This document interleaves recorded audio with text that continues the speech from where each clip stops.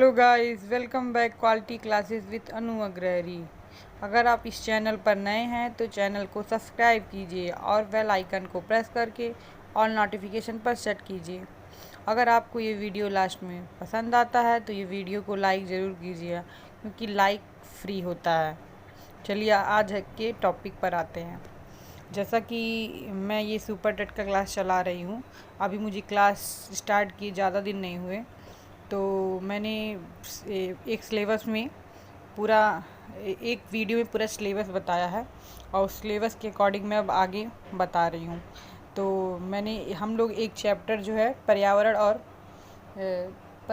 सामाजिक अध्ययन के बारे में पढ़ लिया था, उसमें से एक चैप्टर। अब आज मैं हिंदी का एक चैप्टर पढ़ाऊँगी।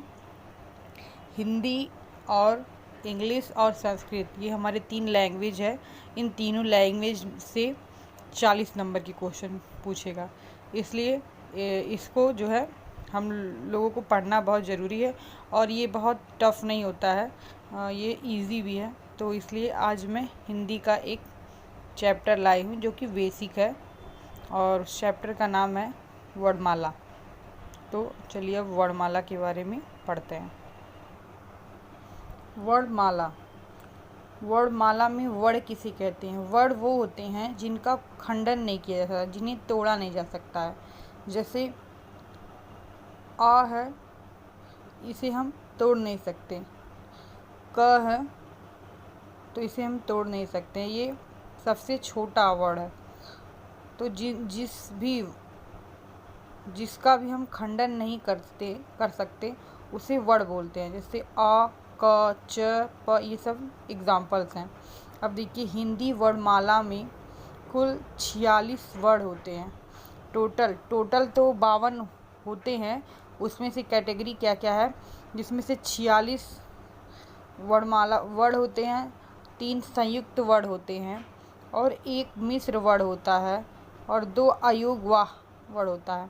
अब हम लोग नीचे सीरियल वाइज देखते हैं कि कैसे कैसे ये सारे जो है वर्ण है 46, 3 संयुक्त वर्ण, मिश्र वर्ण, अयोगवाह, ये सब कैसे जो है बटे हुए हैं। तो देखिए, वर्णमाला को 2 भागों में बांटा जाता है, स्वर और व्यंजन। स्वर जो है जो कि 11 होते हैं। स्वर को भी 2 भागों में बांटा जाता है, हार्श स्वर और दीर्घ स्वर। हार्श स्वर होंगे आ, छोटा आ हो जाएगा, छोटी ई हो जाएगा और छोटा ऊ हो जाएगा। और दीर्घ स्वर आ, बड़ा आ, बड़ी ई, बड़ा ऊ, ए, ओ, औ, री, ये सारे दीर्घ हो गए। दीर्घ के नाम से ही पता चल रहा है कि जितने भी वर्ण जो बड़े होंगे वो सब दीर्घ में आएंगे। और हार्श में जो छोटा होगा, छोटा आ, छोटी, छोटा ऊ, ये तीनों हार्श हो जाएंगे, ये दीर्घ हो जाएंगे। इन हार्श और दीर्घ के अलावा 2 अयोगवाह वर्ण होते हैं, अंग और आहा। अंग को अनुस्वार कहते हैं और आहा को विसर्ग कहते हैं। तो इन दोनों वर्णों को अयोगवाह कहते हैं। अब देखिए, संयुक्त स्वर भी होते हैं। इन्हीं में से ये जो 4 होते हैं, ए, ओ, औ, ये चारों जो होते हैं संयुक्त स्वर होते हैं। ठीक है, अब व्यंजन के बारे में देखते हैं। व्यंजन जो है ये होती हैं 33, जिसमें से 25 स्पर्श व्यंजन होता है, 4 अंतस्थ व्यंजन होता है और 4 ऊष्म व्यंजन होता है। ठीक है, और 3 संयुक्त व्यंजन होता है। ठीक, 25 स्पर्श व्यंजन, 4 अंतस्थ व्यंजन, 4 ऊष्म व्यंजन और 3 संयुक्त व्यंजन। और ये देखिए, 2 उच्छिष्ट व्यंजन होता है। अब हम सीरियल वाइज एक एक को पढ़ेंगे कि स्पर्श व्यंजन किसे कहते हैं, अंतस्थ व्यंजन किसे कहते हैं, ऊष्म व्यंजन किसे कहते हैं और संयुक्त व्यंजन किसे कहते हैं। तो अब स्पर्श व्यंजन में आते हैं। स्पर्श व्यंजन होते कितने हैं? 25 व्यंजन जो होते हैं वो स्पर्श व्यंजन होते हैं, जिसमें से क वर्ग है। क वर्ग में क, ख, ग, घ, अंगा। ये च वर्ग च, छ, ज, झ, इया। ट ट वर्ग ट ठ ड ढ अड़ा, त वर्ग त थ द ध न, और पै वर्ग प फ ब भ म। ये 25 है। देखिए एक वर्ग में 5 अक्षर है, और देखिए पाँच वर्ग है, तो 5 25 25, सारे 25 वर्ड हो गए। ये 25 वर्ड को क से लेकर मैं तक को कहते हैं स्पर्श व्यंजन। अब देखिए हम ये भी देख लेते हैं कि किस वर्ग का जो है ध्वनि क्या है। जैसे क वर्ग को हम लोग कंठ से बोलते हैं, जैसे बोल के भी देख सकते हैं कि क ख ग घ, कहाँ से ये आवाज़ निकल रहा है, कंठ से, हमारे गले से निकल रहा है, तो इसे कहते हैं, ये कंठ वर्ड हैं ये पांचों। और देखिए च छ ज झ इयाँ, ये तालु है, ये हम लोग इसको तालु की सहायता से बोलते हैं।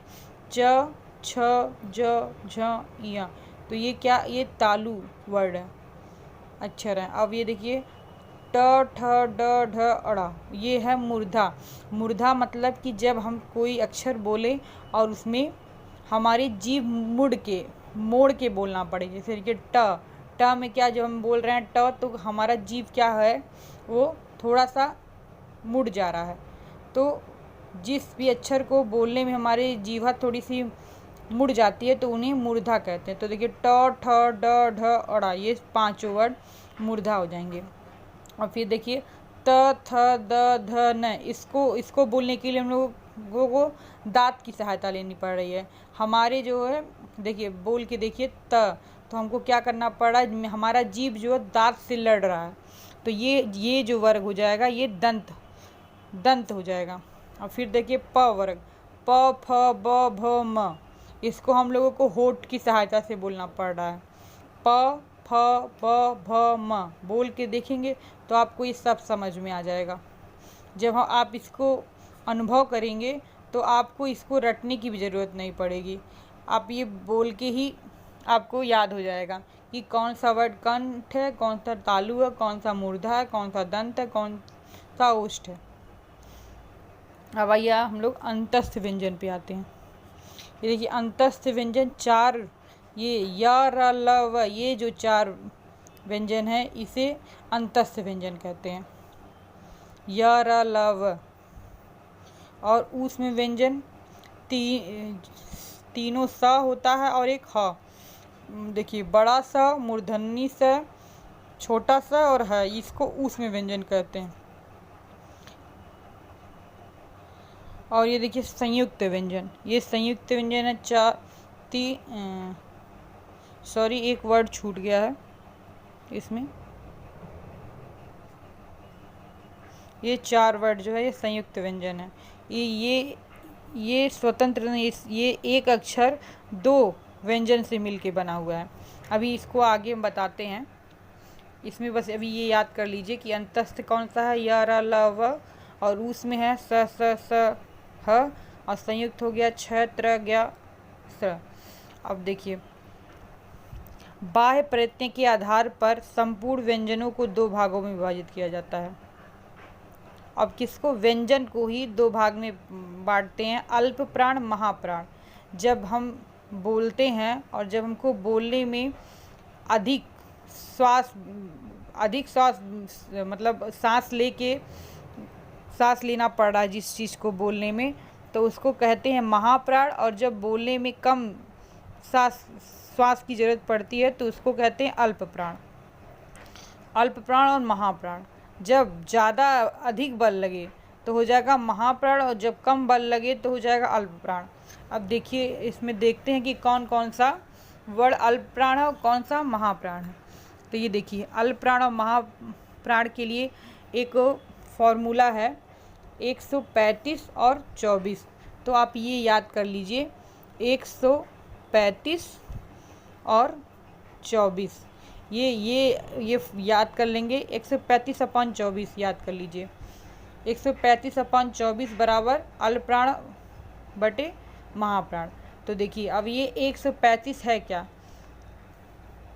ये देखिए क वर्ग का 3 अक्षर, देखिए क और दूसरा अक्षर है ख, तो दूसरा नहीं लेंगे, तीसरा लेंगे और फिर 5वां लेंगे। तो क यहाँ आ गया, देखिए ख दूसरे में दूसरा है, दूसरे नंबर पे आएगा तो यहाँ लिख दिए, फिर ग और फिर घ और फिर अंगा। तो ऐसे इसी फॉर्मूले से पूरा पहले हम स्पर्श व्यंजन लिख लेंगे, देखिए सब। उसके बाद अल्पप्राण में अंतस्थ व्यंजन आता है, ये आपको याद करना पड़ेगा। अल्पप्राण का ये पहले सूत्र याद कर लीजिए, 1 3 5 135 और महाप्राण का 24, और इससे जो है आप स्पर्श व्यंजन का सारा वर्ड लिख लीजिए। और फिर ये याद कीजिए कि अल्प प्राण, अ से अल्प प्राण और अ से अंतस्थ, तो अंतस्थ व्यंजन किस में आएगा? अल्प प्राण में आएगा।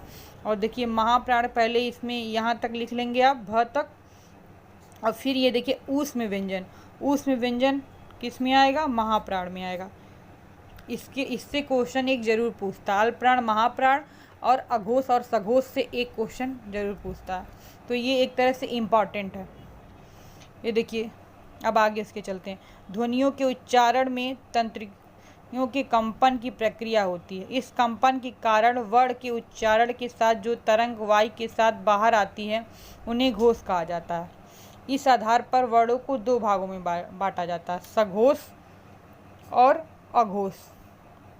देखिए सघोष जो होता है, स्वर तंत्रियों में जब कंपन होता है, जब हम कुछ बोलते हैं, जब हम उच्चारण करते हैं किसी वर्ड का, जब उच्चारण करते हैं और बोलने में जब हमारी तंत्रिकाओं से जब कंपन होता है तो वो सघोष होता है, और जब कंपन नहीं होता है बोलने में तो वो होता है अघोष। अब इसके अनुसार हम अघोष और सघोष याद करेंगे, जैसे अल्पप्राण और महाप्राण याद किए उसी तरह अघोष और सघोष याद करेंगे। अब इसका भी फॉर्मूला होता है, देखिए फॉर्मूला याद कर लीजिए, एक ट्रिक है, ये याद करने के लिए एक ट्रिक बता रहे हैं। इसमें याद कीजिए 12 और इसमें याद कीजिए 345, 12/345, और इसमें क्या था 135/24, इसमें क्या है 12/345। अब देखिए 1 2 मतलब क हो गया, क वर्ग का क, ख, और देखिए ग घ अंगा इसमें आ जाएगा। इसी तरह सारे स्पर्श व्यंजन को हम लोग इसमें यहाँ तक लिख लेंगे, म तक। उसके बाद देखिए ऊष्म व्यंजन का तीनों स आएगा अघोष में, और अंतस्थ व्यंजन पूरा आएगा सघोष में। और ऊष्म व्यंजन तीनों इसमें आ गया, स स स, तीनों स अघोष में आएगा, और एक जो है था ऊष्म व्यंजन होता है वो ह सघोष में आ जाएगा। ये आप याद कर लीजिएगा और इससे भी आपको एक क्वेश्चन मिल जाएगा। अब देखिए जो उधर मैंने एक चीज़ छोड़ा था, संयुक्त व्यंजन, मैंने बताया था कि भी संयुक्त व्यंजन बताते हैं कि क्या होता है। जैसे देखिए संयुक्त व्यंजन 4 संयुक्त व्यंजन है, छ, त्र, ज्ञ, श्र। अब देखिए जो छ से छत्री होता है वो 2 अक्षरों से मिलके बना हुआ, आधा क और मूर्धन्य श, और ये त्र है तो ये आधा त और र से मिलके बना हुआ है। ज्ञानी है तो ये आधा ज और इया से मिलके बना। ये सारे क्वेश्चंस पूछते हैं, सब मोस्ट इम्पॉर्टेंट क्वेश्चंस हैं, तो इस पे आपको ध्यान देना पड़ेगा। थोड़ा सा आप ध्यान देंगे तो ये बहुत टफ नहीं है, ये आपको याद हो जाएगा। और देखिए श है तो ये बन जाएगा आधा श और र से। अब देखिए ये वर्णमाला कंप्लीट हुआ। अब इससे हम 2-4 क्वेश्चन देख लेते हैं जो कि एग्ज़ाम में पूछे भी गए हैं। अब देखिए एग्ज़ाम का पैटर्न हो गया है अलग, क्योंकि कंपटीशन बढ़ता जा रहा है। अब क्वेश्चन सीधे डायरेक्ट नहीं पूछता है, अब क्वेश्चन को दूसरी तरीके से पूछा जाता है। तो देखिए क्वेश्चन जैसे है, सघोष नहीं है, ठीक है, सघोष नहीं है हमको बताना है। क्वेश्चन ये नहीं पूछ रहा कि सघोष है, ठीक है, सघोष नहीं है बताना है। तो इसमें देखिए ऑप्शन 4 ऑप्शन दिया है, ह, र, ल और श। तो अभी हमने ऊपर बताया है कि सघोष में जो है अंतस्थ व्यंजन आते हैं। तो देखिए र, ल और है, ये दोनों, ये तो हो गए अंतस्थ व्यंजन, और ये दोनों ऊष्म व्यंजन हो गए। लेकिन ऊष्म व्यंजन का तीनों श जो है घोष में आता है और ह जो है सघोष में आता है। इसलिए पूछा क्या सघोष नहीं है, तो ये श जो है ये अघोष है, इसलिए इसका आंसर हो जाएगा श।